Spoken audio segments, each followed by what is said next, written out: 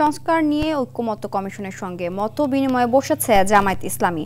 সকাল 10:30টায় জাতীয় সংসদ ভবনের এলডি হলে দলটির নায়েবে আমির ডক্টর সৈয়দ আব্দুল্লাহ মুহাম্মদ তাহেরের নেতৃত্বে জামায়াতের 10 সদস্যের প্রতিনিধি দল এতে অংশ নেয়। বৈঠকের শুরুতে আব্দুল্লাহ মুহাম্মদ তাহের 54 বছরের দেশ নিয়ে জাতির মধ্যে হতাশা আছে উল্লেখ করে বলেন, নতুন বাংলাদেশ গড়তে দলীয় স্বার্থ বিসর্জন দিয়ে হলেও কাঙ্ক্ষিত সংস্কারের সমর্থন দেবে জামায়াত ইসলামী।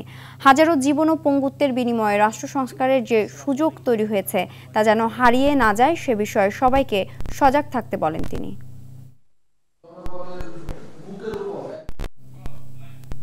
জাতীয় সংসদ ভবনের এলডি হল থেকে সরাসরি যুক্ত হচ্ছেন সহকর্মী অরণ্য গফুর।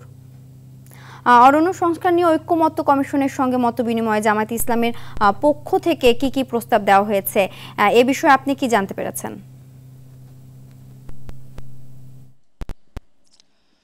সিনথিয়া, প্রথম দফায় কিন্তু 166টি যে সংস্কার প্রস্তাবনা ছিল জাতীয় ঐক্যমত্য কমিশনের, সেখান থেকে লিখিত আকারে কোন বিষয়ে একমত, কোন বিষয়ে দ্বিমত এবং কোন বিষয়ে আংশিক একমত সেই বিষয়টা কিন্তু আগেই জমা দেওয়া হয়েছিল এবং প্রত্যেকটি দলে জমা দিয়েছে।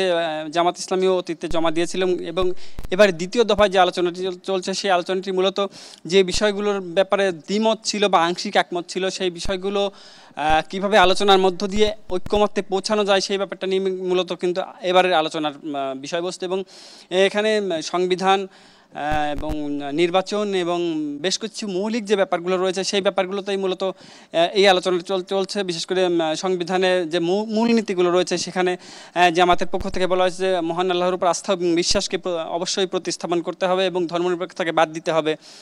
ঠিক তেমনইভাবে নির্বাচন কমিশনের যে সংস্কার রয়েছে সেই ব্যাপারটাও বলেছে যে একটি অবাধ, সুষ্ঠু এবং নিরপেক্ষ নির্বাচন করার জন্য নির্বাচন কমিশনের যে সংস্কারটি দরকার সেটি অবশ্যই করতে হবে। কারণ নির্বাচনের জন্যই সবচেয়ে এতদিন ধরে বাংলাদেশের জনগণ, নাগরিকরা অপেক্ষা করে আছে এবং দরকার হলে পরে আরও কিছুদিন অপেক্ষা করবে, কিন্তু যথাযথ এবং স্বচ্ছ নির্বাচন যাতে হয় সেই প্রক্রিয়াটাকে নিশ্চিত করতে হবে।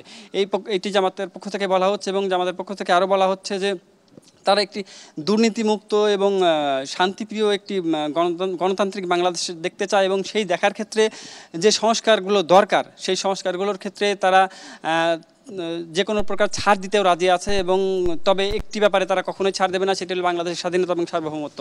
বাংলাদেশ স্বাধীনতার প্রশ্নবিদ্ধ হয় বা সার্বভৌমত্ব প্রশ্নবিদ্ধ হয় এমন যে কোনো প্রকার সংস্কার বা যে কোনো দেশের পক্ষ থেকে যদি কোনো রকমের হুমকি বা ধমকি আসে তাহলে সেই ব্যাপারগুলোতে জামাত কোনো রকমই ছাড় দেবে না এবং সেই বিষয়গুলো নিয়েই মূলত জামাত ঐক্যমত্যে পৌঁছাতে চায়। এবং তারা বলেছেন যে ঐক্যমত্যে দ্রুতই পৌঁছানো দরকার, কারণ যত ঐক্যমত্য যত বিলম্বিত হবে বাংলাদেশের গণতান্ত্রিক প্রক্রিয়া এগিয়ে নিতে, বিশেষ করে নির্বাচন কিন্তু ততই পিছিয়ে যাবে।